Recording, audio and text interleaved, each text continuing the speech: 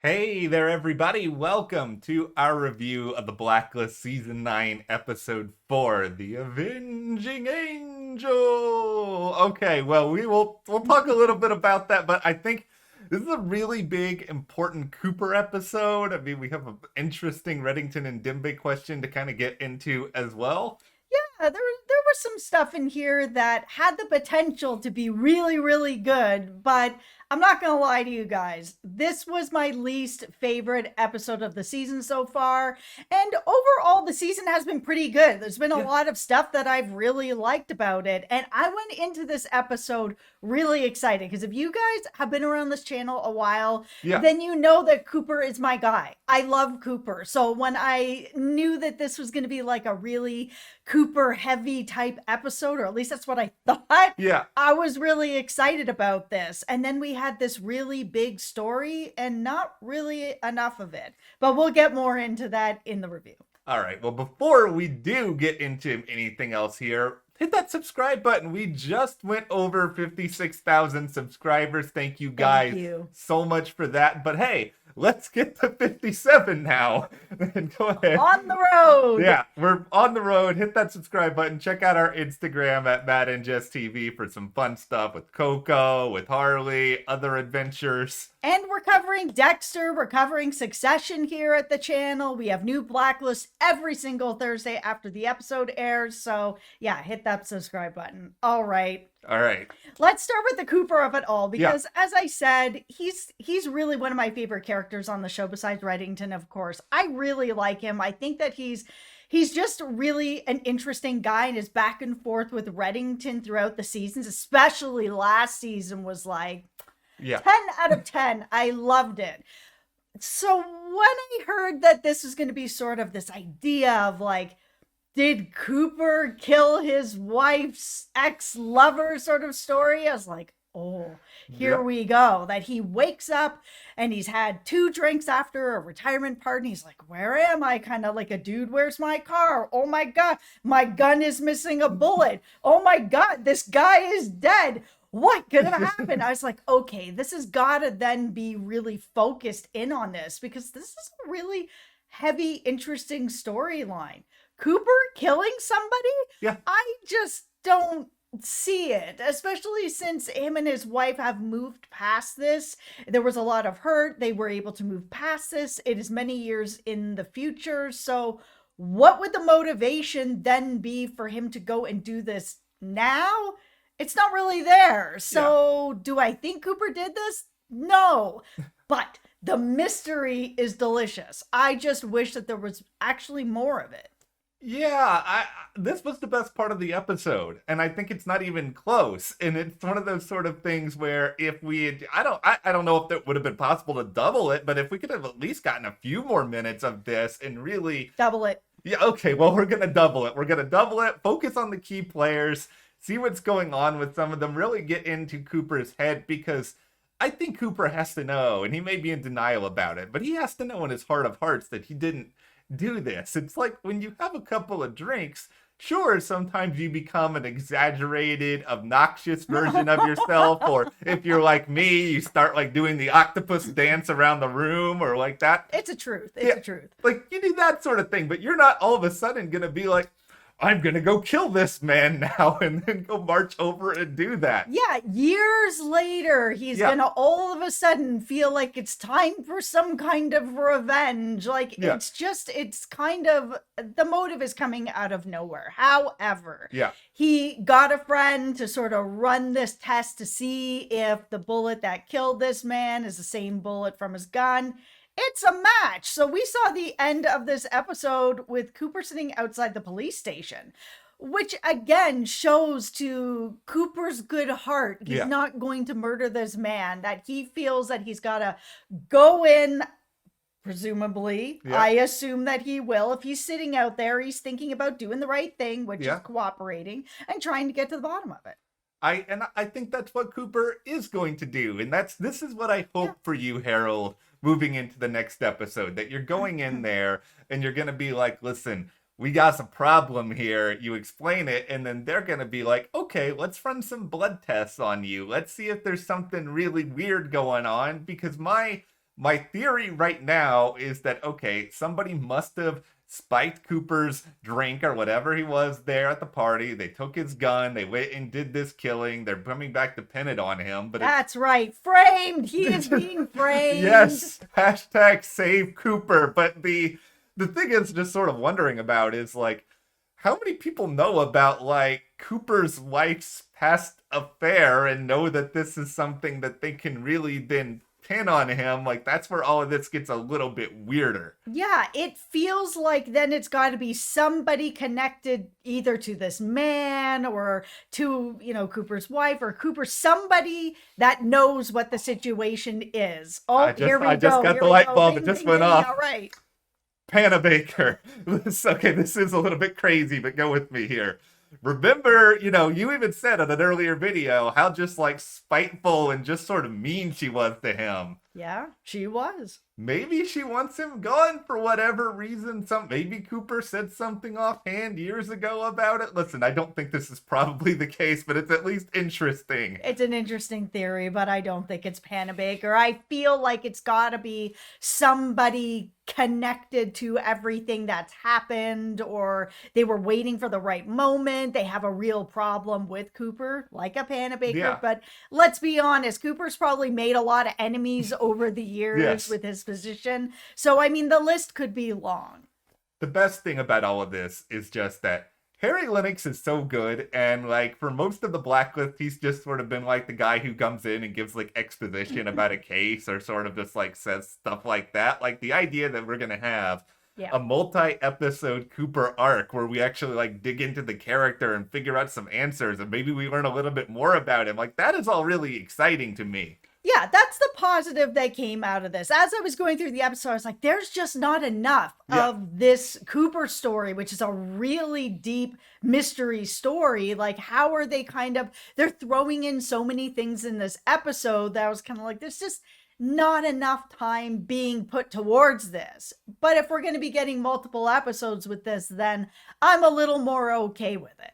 Yeah, I think this is one of those things that now that we're like sitting at the end of it and we recognize what's happening, we're like, okay, all right, we're going to get more of it. But I'll tell you what, like 40 minutes into this episode, when we didn't know this, we probably felt just a little bit differently. No, I was not happy. Nearing the end of this, I was like, oh my God, there's only 10 minutes left. Like, what is going on with this Cooper case? Yeah. I don't care about this Avenging Angel whatsoever. I felt like her motivation was kind of thin. I didn't understand like why she had all this money all of a sudden, like this unlimited money to do whatever. There just wasn't enough information about this Avenging Angel for me to believe that she was doing this because her child had been taken away from her, that now she's killing people, stealing hearts, like everything is just, it was such a scattershot of all these things that she was doing. I just didn't believe in her.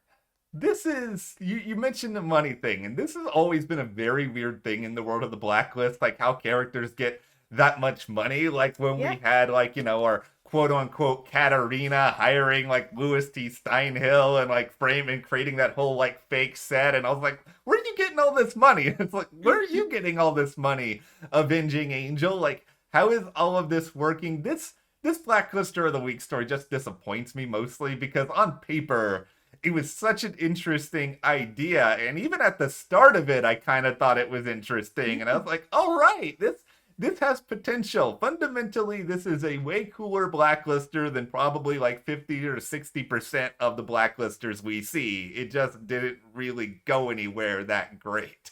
No, it just didn't. For me, the motivation didn't connect to what she was doing now. It felt very thin. Like, having your child taken from you, I understand. That is a horrible thing that has happened to this person.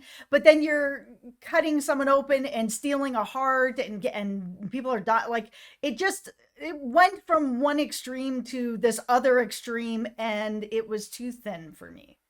And this kind of goes a little bit into the Reddington story as well, with everything with the painting that kind of sort of gets mixed up with the Avenging Angel, though once again, like the through lines between these two things are kind of thin in their own right. It's like, I love James Spader. I love watching James Spader. I will appreciate James Spader coming on screen and reading the Burger King menu. But I just want more purpose for Reddington right now. And I feel like this episode was okay. He made sure he got a painting back to someone who rightfully deserves it. We hear a great Reddington speech sort of about, how we should judge someone on every day of theirs other than their worst day. And I'm like, all right, this is all great. But we end with him at the, older woman painting owner's heavy metal concert. It's just weird and it doesn't really go anywhere.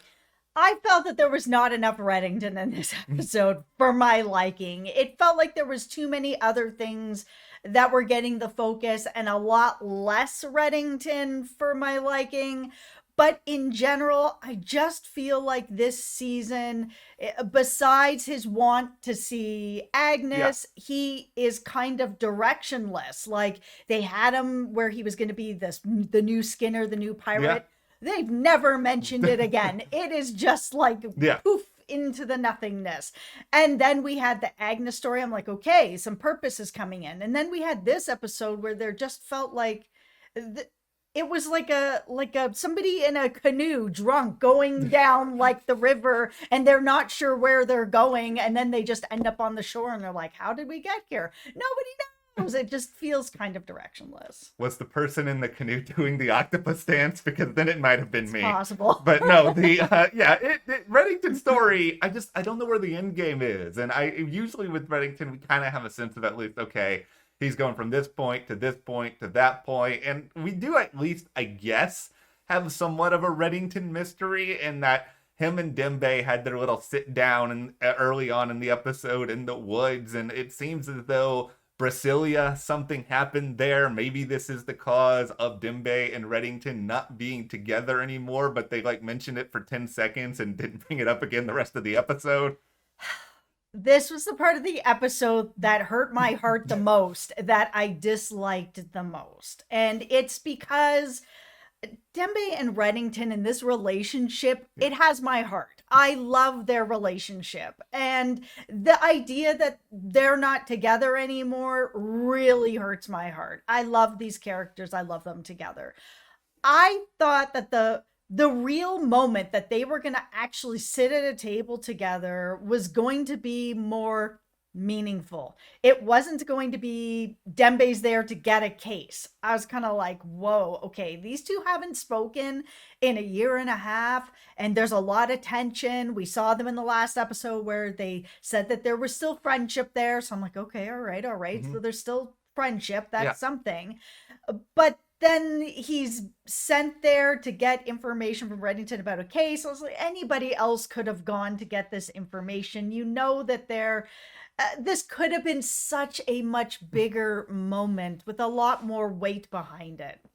If they had given me a couple of minutes about Brasilia and whatever happened there, other than just sort of dropping it in here as sort of here, we're just going to, I guess, give you a carrot that you're going to follow for a few more episodes, I probably would have been a little bit more okay with it, but they didn't do that. Instead, that felt almost like an afterthought. It was sort of the fundamental, here's a case. Go do this. Enjoy. Go deal with the Avenging Angel. I got to eventually track down some painting hidden within another painting. Yeah, and then we had this line from Dembe sort of saying, thanks for coming back for me when I was hurt. And then Reddington he's being not rude, but he's definitely being closed off. And if you've heard Reddington closes his heart a little bit. It's kind of the way that it goes, where he was like, I didn't come back for you. I came back for Agnes. And it was nice to see Dembe call him out and say, listen, you did come back for me. You stayed for Agnes. Yeah. You can't deny it. I've been your friend for years. I know your heart.